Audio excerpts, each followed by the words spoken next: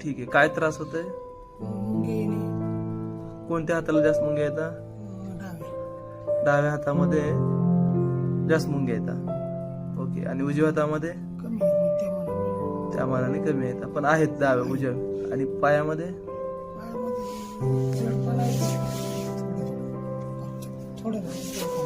Okay. बरं, चालताना balance चालल्यासारखं वाटतंय?